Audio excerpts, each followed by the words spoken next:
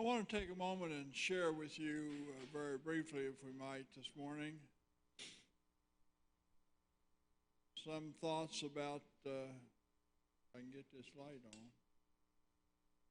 on, some thoughts about the Ash Wednesday coming up this week, and we're heading into full period of the Lenten season. And as we think about this, we need to be reminded that what Lent is all about, really.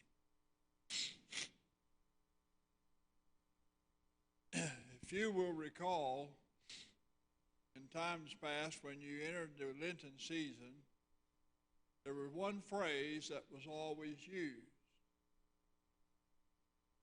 Dust you have been taken, and to dust you shall return. Usually when we put the cross on your forehead, while we said to you, remember who you are and to who you belong. And what were we saying about the idea of remembering who you are? We're saying that you need to remember that you are a sinner saved by grace through Jesus Christ. It's not your own doing. It is the gift of God. And whatever you do, wherever you go, whatever you're about, always remember that as a Christian, follower of Jesus Christ in the world today. You need him. Some of you will recall that Ash Wednesday on last year, in year 18,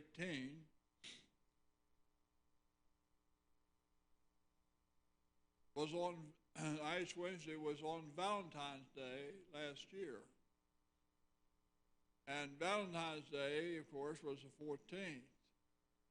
But this was a different type of Valentine's Day that we were celebrating, no doubt.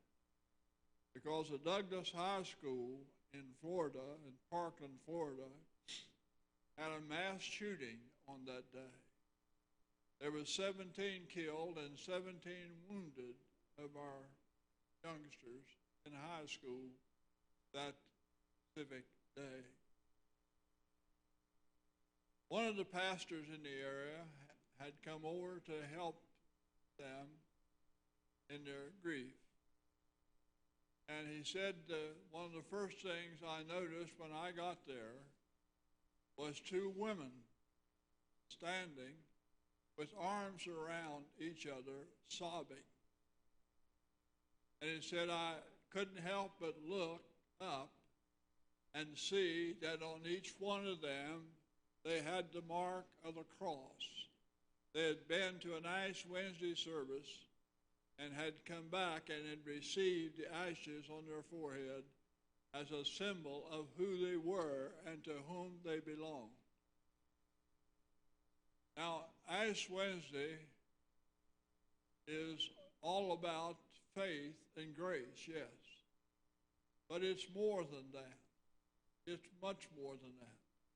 Because it covers our loss as well as our additions. It covers our hurt and our pain, our sickness and our grief. All those things that tend to have a negative impact on your life and mine are a part of that. Ash Wednesday wants us to know that we are human. Remember who you are. I am a human being. I am subject to all the things that can happen to me in life and otherwise. And so we live in that kind of a world and yet live rejoicing because of his love and of his great grace. I'm sure that those two women, when they came to that Ash Wednesday service, had no idea that they were going to be standing in a little while in front of the high school, locked in each other's arms and sobbing because of the loss which they had experienced. Now, my friends, it is true that the Lenten season is about loss. But it is also true that it is about our gains in life through Christ. It is true that Christ came into the world and gave himself on a cross. He suffered terribly on the cross for you and for me. And he bids us to take up a cross and follow him. Remember? Must Jesus bear the cross alone and all the world go free? No, there's a cross for everyone. And there's a cross for me. And finally, this consecrated cross I'll bear till death shall set me free.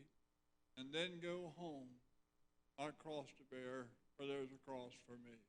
And so we stand fast in that text today, knowing that we are one of those.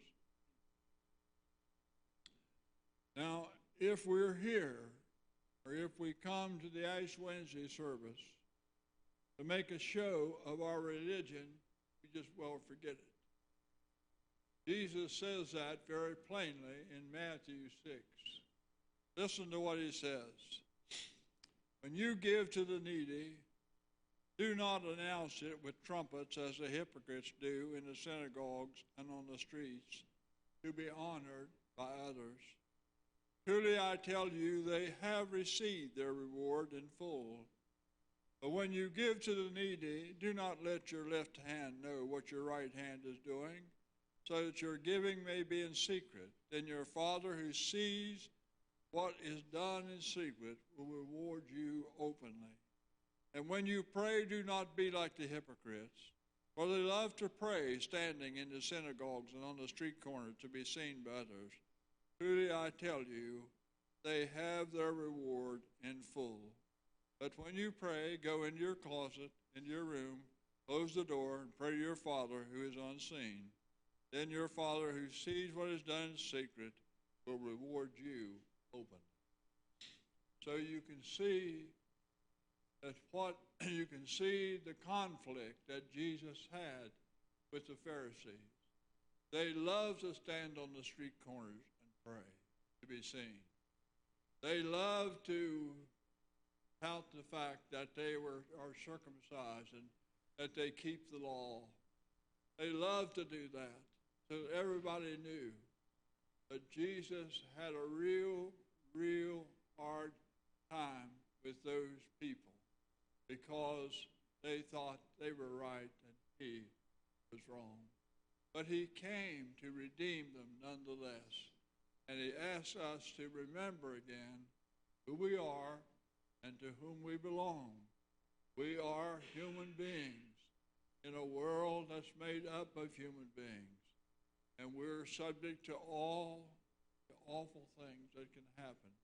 And yet we know we are victorious in Christ Jesus for all that he's done for us. Bruce Lee tells about a man in a small church, and he tells about the fact that the man was at church almost every day for some reason. His car would be parked out there somewhere, Bruce said, and they would find often not him, but the car. And Bruce said he became friends with this man whose first name was Bob. And he said it wasn't long after he was there and Bob got colon cancer. And it wasn't long until he died of cancer. And he said a short time, 2 or 3 months after that, one of the men came to him, said, the light is out on the front of the church, and I don't have a key to it. Do you know where the key is? And he said, no, I don't. So he had to look around and try to find a way to get it open, to get into it. And then someone came by and said to him, the clock in the back of the sanctuary is not functioning right. It must be low in batteries. And so they tried to get it open, get a battery in it. Well, on, just small things that nobody paid any attention to until Bob was gone.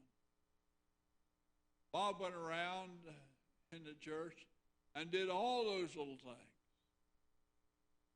A hinge on one of the cabinet doors came open in the fellowship hall. Bob was there fixing the cabinet in the fellowship hall. But no one ever knew about it. No one ever said, or he never said anything to anyone about what he was doing there. He did it in secret, knowing that God would reward him in his own time, in his own day. Now, that's the type of people we need to be. When we think about serving Christ, what we do for him, we don't stand on the street